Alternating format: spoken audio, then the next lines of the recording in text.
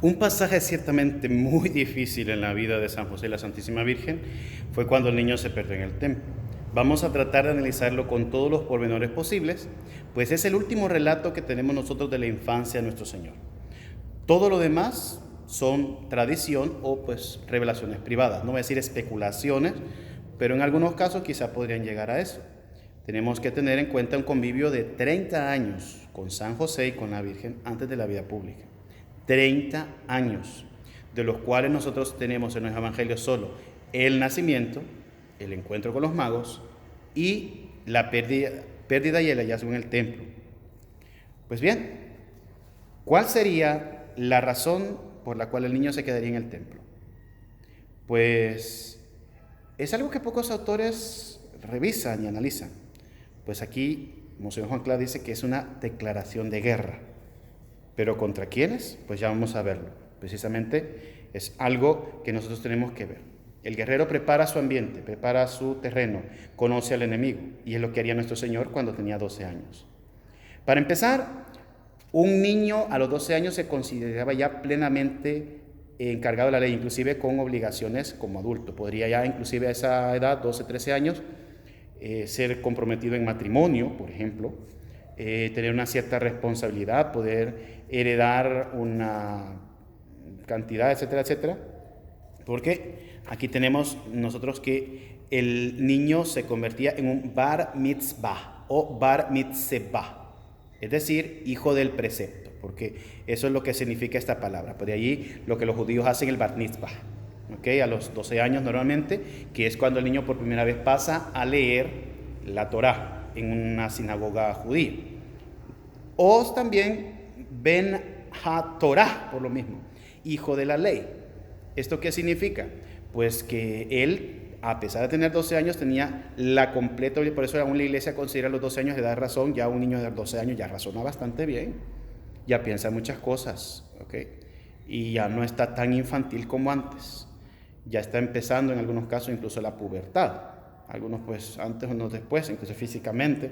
Entonces ya tiene otra manera de pensar. Entonces él ya está obligado a la ley, los ayunos, las oraciones, las peregrinaciones, etcétera, etcétera. Entonces nosotros tenemos, por ejemplo, aquí un relato bien interesante porque nos está dando en la introducción de Lucas, en capítulo 42, perdón, capítulo 2, versículo 42, porque son 10 versículos donde hace toda esta narración, en la cual aparece la costumbre de ellos de ir todos los años al templo, porque dice, subieron a la fiesta según la costumbre.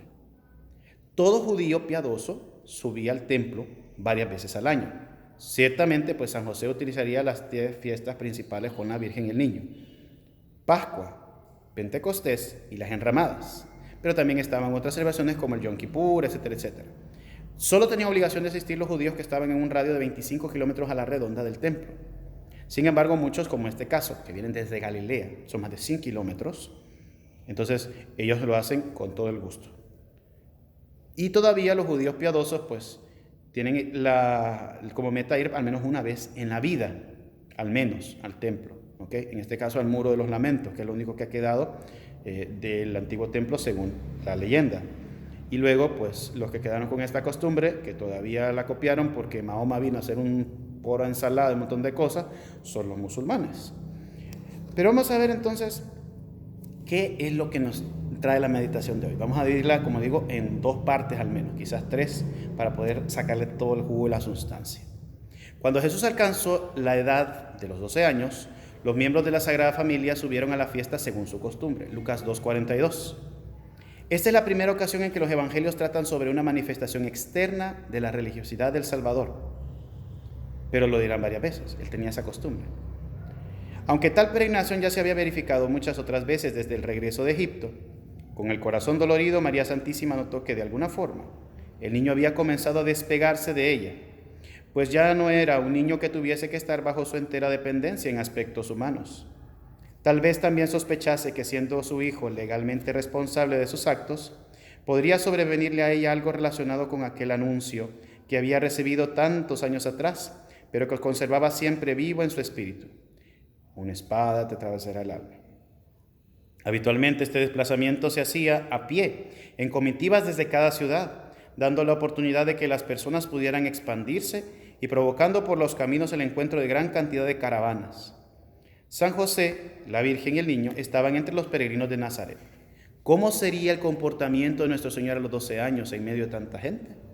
Sin duda debía estar alegre por poder cumplir este precepto, yendo al templo de Dios a adorar a su Padre Celestial, uniéndose al ambiente festivo de la romería, donde el carácter religioso se hacía muy presente por el canto de salmos y otras oraciones. La Sagrada Familia se destacaba entre los demás por su eminente caridad.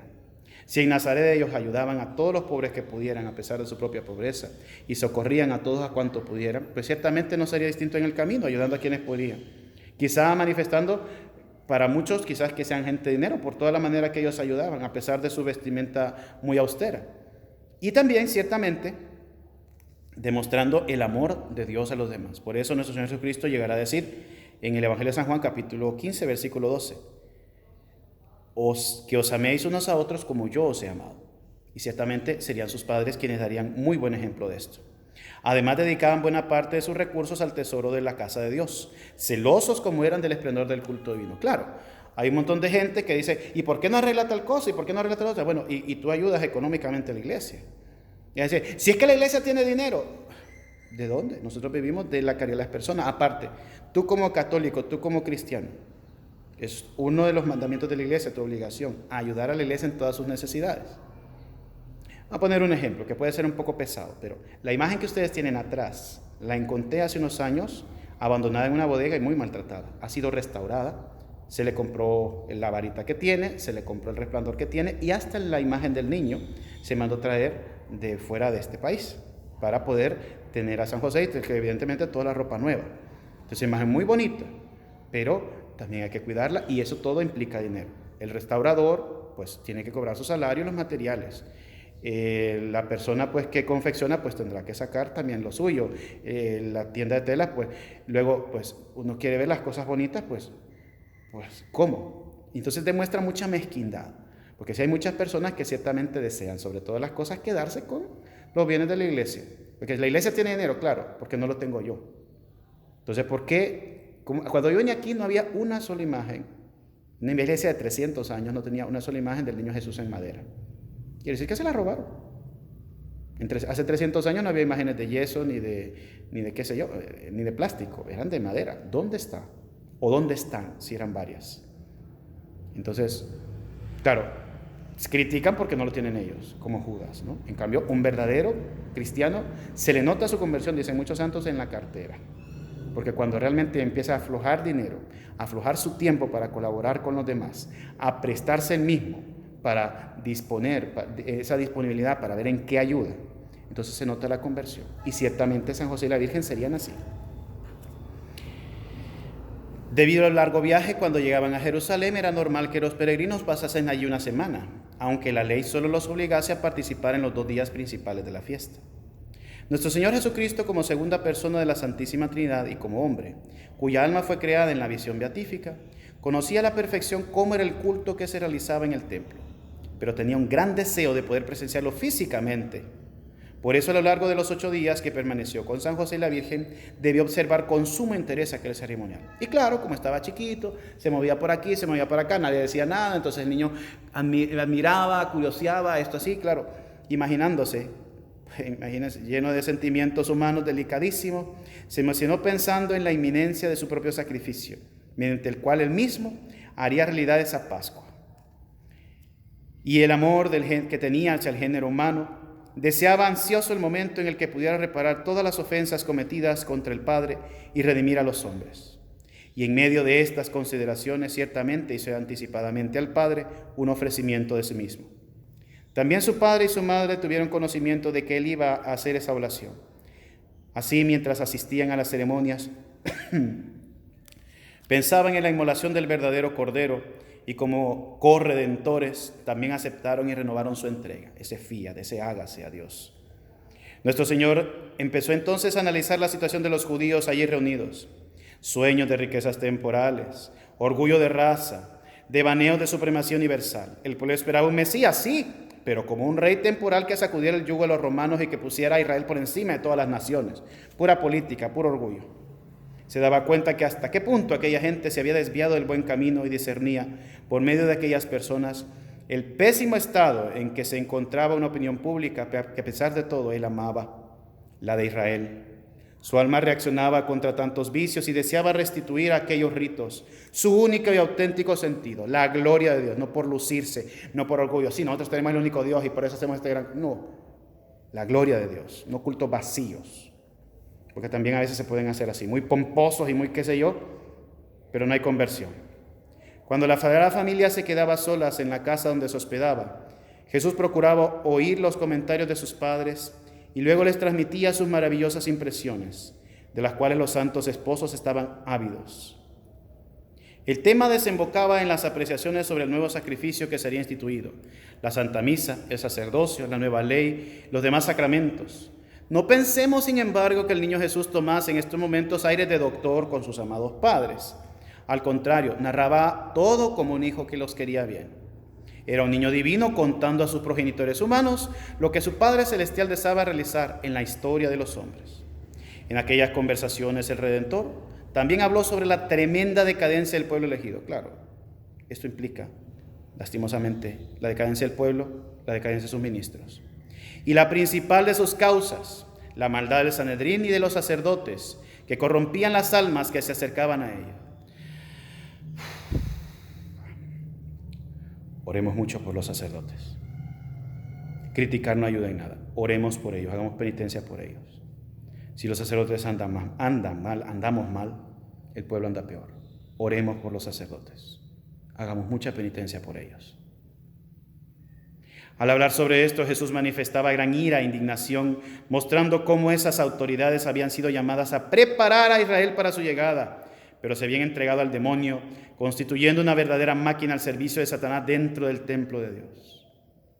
Oremos por tantos templos desacralizados, por tantas profanaciones, por tantos abusos. No faltaron incluso los análisis de algunos levitas en particular, muchos de ellos conocidos por sus padres. Pues ciertamente, ¿verdad? La Virgen vive en el templo, San José conoce a mucha gente en el templo, entonces, él tenía el discernimiento de espíritus, tenía el discernimiento de conocimiento, podía ver sus almas, él sabía perfectamente todo. Después de una semana de estancia en Jerusalén, cuando terminó la fiesta, era el momento de volver a Nazaret, también en caravana. Durante todo aquel periodo, nuestro Señor había permanecido junto a la Virgen María o a San José, pues era un hábito que durante estas peregrinaciones se formara una comitiva de mujeres y otra de hombres. Y los niños, como eran niños, podían ir con el papá o con la mamá, no había ningún problema. Con todo, cuando se inició el viaje de regreso, el niño Jesús pidió permiso a su Madre Santísima para acompañar a un primo al que quería mucho, Santiago, hijo de Zebedeo, cuyos padres viajaban con la Sagrada Familia. Y ella, naturalmente, se lo dio. ¿Qué? No, me voy a ir a jugar conmigo. No hay problema. Después de hablar un poco con su primo pequeño, Jesús se alejó con discreción y se quedó en Jerusalén sin que lo supieran sus padres. Lucas 2:43b. No hubo, por tanto, la menor distracción de la Santísima Virgen ni de San José, pues confiaban, con cuánta razón, en el excelente comportamiento de su hijo, el mejor de los hijos, el más educado, pero el que llegaría a sumar hasta los 30 años dando ejemplo de obediencia a sus padres, porque no es que sea una desobediencia, llegada la hora de cumplir un deber religioso, no quiso ni siquiera avisarles. Es que no hay que pedir permiso para rezar, para nadie. Bien podría haber dicho que tenía que quedarse en el templo, a fin de hacer su primera predicación y discutir con los doctores. Sus padres se arrodillarían y le pedirían la bendición, pidiéndole permiso para ir con él y poder admirar aquel divino lance, poder escuchar lo que dirían, poder meditar lo que estaba diciendo. Pero Jesús no dijo nada y los dejó partir sin él, porque quería dar una lección sobre el predominio absoluto que debe darse la voluntad de Dios en las decisiones que se toman en la vida, puesto que es un ideal que está por encima de las razones creadas, de los sentimientos del corazón y sobre todo de los intereses humanos. Por eso, si alguien tiene vocación, la vocación implica seguir a Dios. ¿Tengo permiso de mis papás? Qué bueno, y si no, pues también. ¿Tengo permiso solo de Dios, confiando en Dios? Claro, evidentemente esto necesita un discernimiento vocacional y espiritual, pero si Dios llama, vamos. Es que mi familia no me apoya. Dios te apoya, Dios te da la fuerza, Dios te da la valentía. Ánimo. Pedimos a San José este día especialmente para que ayude a las vocaciones a ser decididos, entregados, y puedan dejar incluso los apegos y los afectos familiares con tal de seguir la voluntad de Dios. San José, ruega por nosotros.